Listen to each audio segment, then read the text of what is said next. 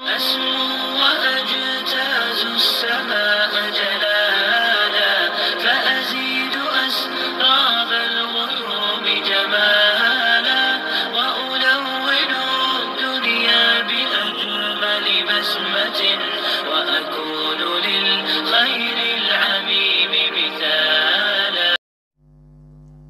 بسم الله الرحمن الرحيم. اللهم صل على سيدنا محمد وعلى آل سيدنا محمد وبارك وسلم.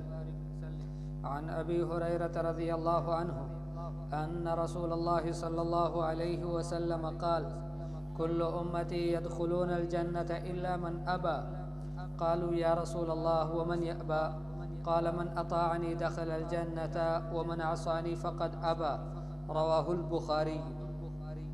حضرت ابو ہریرہ رضی اللہ تعالیٰ عنہ سے روایت ہے کہ رسول اکرم صلی اللہ علیہ وسلم نے فرمایا: میری ساری امت جنت میں داخل ہوگی مگر وہ داخل نہیں ہوگا جو جنت میں جانے سے انکار کرے.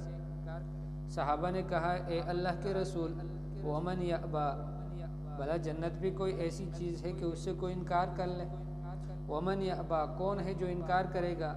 قال، حضور صلی اللہ علیہ وسلم نے فرمایا: من اطاعنی دخل الجنت ومن عصانی فقد ابا. جس نے میری فرمان برداری کی، میری اطاعت کی، جنت میں جائے گا.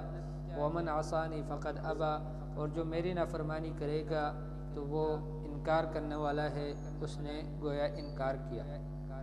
تو اس حدیث میں حضور اکرم صلی اللہ علیہ وسلم کی اطاعت کی طرف اشارہ ہے کہ حضور اکرم صلی اللہ علیہ وسلم کی اطاعت جنت میں دخول کا سبب ہے، اور حضور اکرم صلی اللہ علیہ وسلم کی نافرمانی اور اس کا عصیان یہ جہنم میں جانے کا سبب ہے.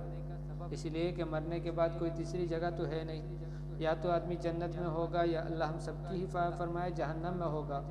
تو اس وجہ سے گویا حضور صلی اللہ علیہ وسلم کی اطاعت یہ اولین شرط ہے کہ جو جنت میں جانا چاہتا ہے اس کو چاہیے کہ حضور اکرم صلی اللہ علیہ وسلم کی اتباع کرے. حضور اکرم صلی اللہ علیہ وسلم کی اتباع کرے. اس لیے کہ امام الانبیاء حضرت محمد مصطفیٰ احمد مجتبیٰ صلی اللہ علیہ وسلم اللہ جل جلالہ کے خاتم النبیین، آخری نبی ہیں. اور حضور اکرم صلی اللہ علیہ وسلم نے اپنے بارے میں یوں فرمایا کہ لو کان موسیٰ حیاً، کہ اگر موسیٰ زندہ ہوتے، موسیٰ علیہ السلام زندہ ہوتے، لما وسعہ الا اتباعی، تو اس کو بھی کوئی اور گنجائش نہیں تھی مگر میری اتباع کی. اتباع کے بغیر اس کو کوئی گنجائش نہیں تھی، یعنی اس کے لیے کوئی اور راستہ نہیں تھا سوائے یہ کہ میری اتباع کرتے اور میرے دین کے مطابق چلتے. اس لیے حضور اکرم صلی اللہ علیہ وسلم ایک کامل دین اور کامل شریعت اور قیامت تک کے لیے اللہ جل جلالہ کی طرف سے لے کر آئے ہیں. اب حضور صلی اللہ علیہ وسلم کی اتباع یہ سب سے بنیادی اور اہم چیز ہے کہ حضور صلی اللہ علیہ وسلم کی اطاعت کی جائے. اس لیے قرآن میں اللہ جل جلالہ فرماتے ہیں: قل ان کنتم تحبون اللہ فاتبعونی یحببکم اللہ ویغفر لکم ذنوبکم. کہ تم ان سے کہہ دو اے محمد صلی اللہ علیہ وسلم کہ اگر تم چاہتے ہو، تم اللہ سے محبت کرتے ہو تو تم میری اتباع کرو.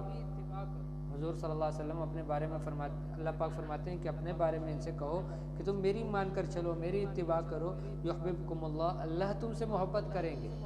ایک یہ کہ ہم اللہ سے محبت کرتے ہیں، ایک یہ کہ اللہ جل جلالہ ہم سے محبت کریں گے. اس لیے کہ حضور صلی اللہ علیہ وسلم کی مشابہت اختیار کریں گے، حضور صلی اللہ علیہ وسلم کی اتباع نصیب ہوگی، تو پھر اللہ جل جلالہ کی محبت اور اللہ جل جلالہ کی معیت شامل حال ہوگی. اور فرمایا وَيَغْفِرْ لَكُمْ ذُنُوبَكُمْ، اللہ پاک تمہارے گناہوں کو معاف کر دے گا. تو جسے اللہ محبت کرے اور جس کے گناہوں کو اللہ معاف کرے، وہ ظاہر بات ہے کہ وہ جنت میں داخل ہوگا.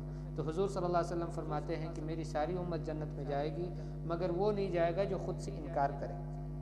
صحابہ نے پوچھا اللہ کے رسول انکار کون کرتا ہے؟ تو حضور صلی اللہ علیہ وسلم نے فرمایا من اطاعنی دخل الجنہ ومن عصانی فقد ابا. اس لیے کہ حضور صلی اللہ علیہ وسلم جو دین لے کر آئے ہیں، اللہ جل جلالہ نے ہمیں اس کی اطاعت کا اور اس کی مان کر چلنے کا حکم دیا ہے. قرآن میں اللہ جل جلالہ فرماتے ہیں ما آتاکم الرسول فخذوہ وما نہاکم عنہ فانتہوا. اللہ کے رسول جو چیز تمہیں دیں اس کو لو، اور جس چیز سے تمہیں منع کر لے، روک لے، اسے روک جاؤ۔ تو گویا اور کوئی دوسرا راستہ نہیں ہے سوائے اس کے کہ ہم حضور صلی اللہ علیہ وسلم کی کامل اتباع کریں۔ اللہ جل جلالہ مجھے بھی اور سارے مسلمانوں کو حضور صلی اللہ علیہ وسلم کی کامل اتباع کی توفیق نصیب فرمائے۔ وصلی اللہ تعالی علی خیر خلقہ محمد و آلہ و اصحابہ اجمعین برحمتک یا ارحم الراحمین۔